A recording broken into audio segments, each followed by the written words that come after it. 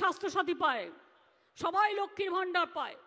তাছাড়াও মনে রাখবেন, স্বামী বিবেকানন্দ স্কলারশিপ প্রোগ্রামও আছে উচ্চশিক্ষার জন্য, যারা জেনারেল কাস্টেও আছেন, কোথাও বাকি রাখা হয়নি, সব কাজ করে দেওয়া হচ্ছে। আপনাদের জেলায় যদি দেখেন, মতুয়া ঠাকুরবাড়ির উন্নয়ন কে করেছে? আমরা করেছি। কলেজ কে করেছে? আমরা করেছি। বিশ্ববিদ্যালয় কে করে দিয়েছে? আমরা করেছি। মতুয়া বাড়ির সৌন্দর্য আমরা করে দিয়েছি। কেউ তো করেনি। তাদের বড় বড় কথা ইলেকশনের সময় একটু মতুয়া ঠাকুরের বাড়িতে গিয়ে ঘুরে এসে বলবে ভোটটা আমাদের দাও। সারা বছর কি করেন?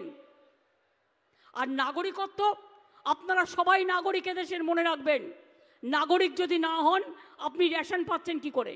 নাগরিক যদি না হয়, আপনারা স্বাস্থ্যসাথী পাচ্ছেন কি করে? নাগরিক যদি না হন, আপনার প্যান কার্ড হচ্ছে কি করে? আপনার আধার কার্ড হচ্ছে কি করে? আপনাদের রেশন কার্ড হচ্ছে কি করে? এগুলো একটা ছলনা। আগে সিটিজেনশিপ কার্ড ডিএমদের হাতে ছিল, এখন কেড়ে নিয়েছে রাজনীতি করার জন্য, সমাজে সমাজে ভাগ করার জন্য। বলছে একে দেবো ওকে দেবো না। এটা তো করা উচিত নয়। করলে তুমি সবার জন্যই করো।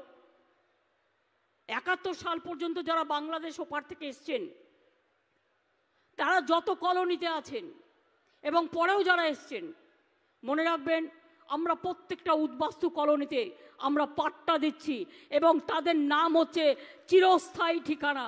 আমরা সকলকে পাট্টা দিচ্ছি যাতে তাদের উদ্বাস্তু হয়ে থাকতে না হয়। অনেক কষ্ট করেছেন তারা। আজকে মৎস্যজীবী থেকে শুরু করে কৃষকদের আমরা 10,000 টাকা করে এক্সট্রা দিই প্রতি বছর। শস্য বিমার জন্য কৃষকদের টাকা লাগে না। জমি মিউটেশন করতে গেলে কৃষি জমি টাকা লাগে না। কৃষকদের জমি জলে ভেসে গেলে, বন্যায় ভেসে গেলে, পোকায় কামড়ালে, মনে রাখবেন তাদের ইন্স্যুরেন্স যে করা আছে তার টাকা কে দেয়?